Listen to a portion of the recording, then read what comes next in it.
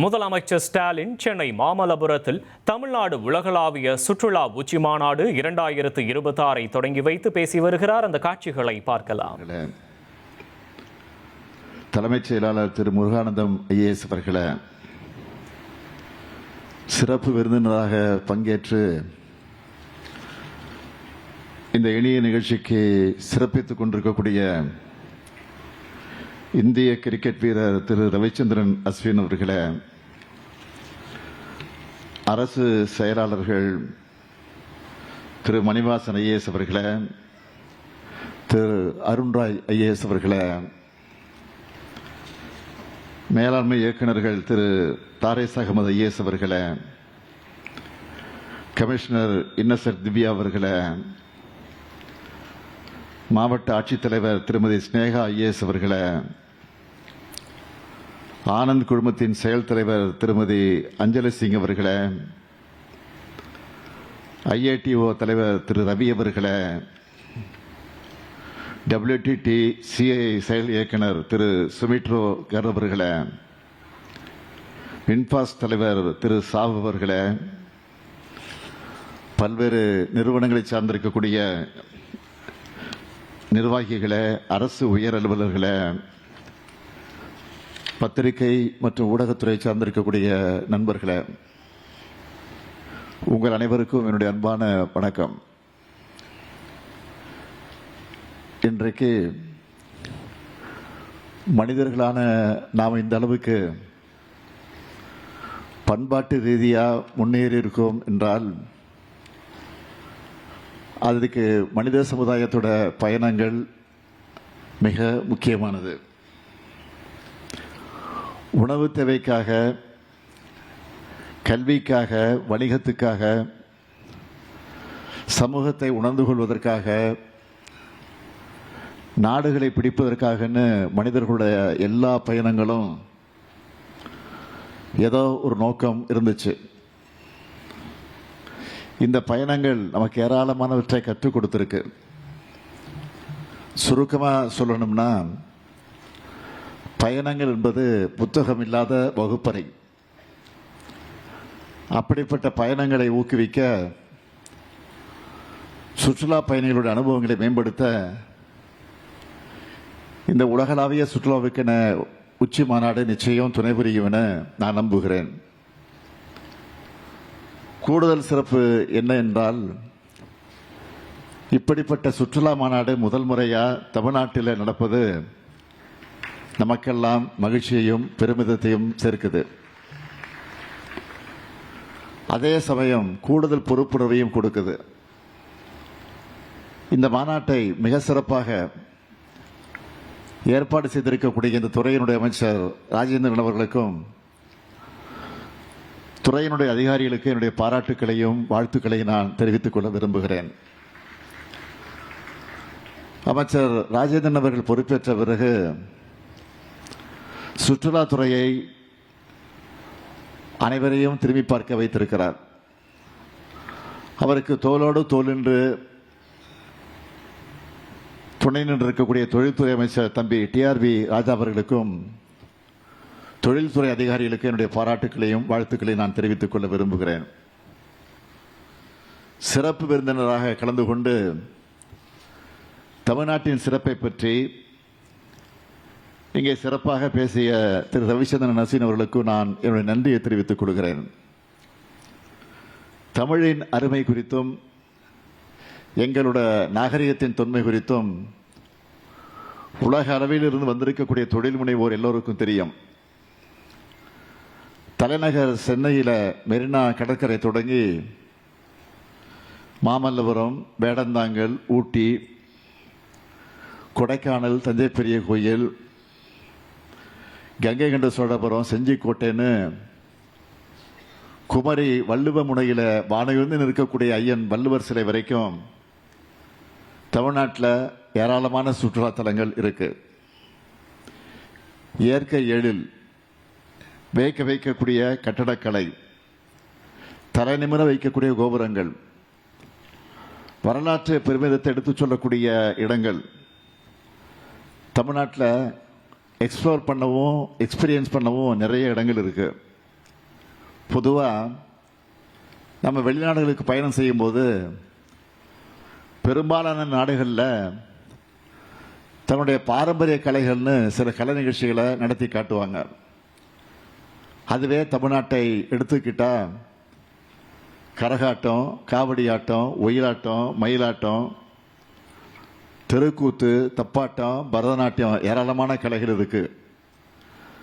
அதே போல நம்முடைய பண்பாட்டு அடையாளமான ஏறுதழுவுதல் உள்ளிட்ட விளையாட்டுகளும் சுற்றுலா பயணிகளோட கவனத்தை ஈர்த்திருக்கு. இந்த கலைகளையும் கலைஞர்களையும் நம்மோட பண்பாட்டையும் உலகளவுக்கு கொண்டு சேர்க்கக்கூடிய வலிமை சுற்றுலாத்துறைக்குத்தான் இருக்கு. தமிழ்நாட்டில் சுற்றுலாத்துறையை மேம்படுத்தணும் என நம்ம திராவிட மாடல் அரசில் ஏராளமான முன்னெடுப்புகளை நாம் எடுத்திருக்கிறோம், செஞ்சுக்கிட்டு இருக்கிறோம். சுற்றுலாத்துறையில் செய்யப்பட்டிருக்கக்கூடிய சாதனைகளில் முக்கியமானவற்றை சொல்லணும்னா கீழடி அருங்காட்சியகம், பொருணை அருங்காட்சியகம், கலைஞர் நூற்றாண்டு ஏறுதழுவுது அரங்கம் போன்ற முத்திரை திட்டங்கள் மட்டுமில்லாமல் கன்னியாகுமரியில் உள்ள ஐயன் திருவள்ளுவர் சிலைக்கு கண்ணாடி பாலம் அமைச்சிருக்கிறோம். 3D லேசர் தொழில்நுட்பத்தோட ஒளியூட்டி இருக்கிறோம். குற்றாலத்தில் அடிப்படை சுற்றுலா வசதிகளை 11 கோடியில் மேம்படுத்துகிறோம். 14 கோடி ஒதுக்கி பிச்சாவரம் படகு இல்லம் மேம்படுத்தி கொண்டிருக்கிறோம். முக்கிய சுற்றுலா தலங்களில் புதிய காட்சி முனைகள் அமைக்கவும் தற்போதைய காட்சி முனைகளை மேம்படுத்துகிறோம். ஏற்காட்டினுடைய உள்கட்டமைப்பு மற்றும் பிற சுற்றுலா வசதிகளை மேம்படுத்துகிறோம். இப்படி ஏராளமான திட்டங்களையும் முன்னெடுப்புகளையும் என்னால் சொல்லிக்கிட்டே போக முடியும். இதோட தொடர்ச்சியாக தான் இந்த நிகழ்ச்சி மூலமாக பூம்புகாரில் ஏற்பட்டிருக்கக்கூடிய பல்வேறு அடிப்படை வசதிகள், சிதம்பரத்தில் கட்டப்பட்டுள்ள தமிழ்நாடு சுற்றுலா வளர்ச்சி கழகத்தினுடைய ஓட்டல், மாமல்லபுரம் மரகத பூங்காவில் ஒளிரும் பூங்கா மற்றும் பிற பொழுதுபோக்கு அம்சங்கள் ஆகியவற்றை துவக்கி வச்சு திருக்கடையூரில் தமிழ்நாடு ஓட்டலுக்கு உணவகம் கட்டுறதுக்கும் தரங்கம்பாடியில் பல்வேறு சுற்றுலா வசதிகளை மேற்கொள்ளவும் அடிக்கல் நாட்டியிருக்கேன்.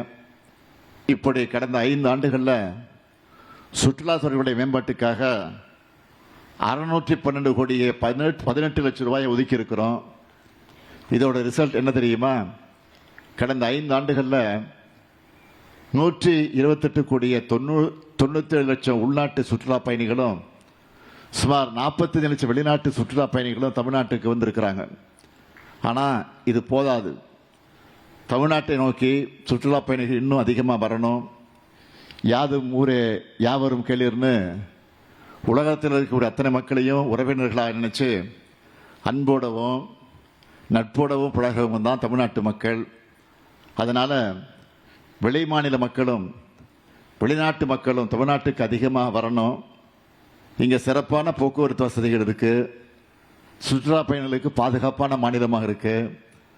சாகச சுற்றுலா, பொழுதுபோக்கு சுற்றுலா, கேரவன் சுற்றுலா, கிராமிய மற்றும் மலைத்தோட்டப்பை சுற்றுலா, கடலோர சுற்றுலா, பண்பாட்டு சுற்றுலா, மருத்துவம் மற்றும் உடல்நலம் பேணும் சுற்றுலா, ஆன்மீக சுற்றுலா, சுற்றுச்சூழல் சுற்றுலா, பாரம்பரிய சுற்றுலா, திரைப்பட சுற்றுலா, கூட்டங்கள், ஊக்கத்தொகைகள், மாநாடுகள் மற்றும் கண்காட்சிகள் சுற்றுலான்னு 12 முன்னுரிமை சுற்றுலா பிரிவுகளுடைய வளர்ச்சியை மேம்படுத்த தமிழ்நாடு சுற்றுலா கொள்கை 2003 வெளியிட்டிருக்கிறோம்.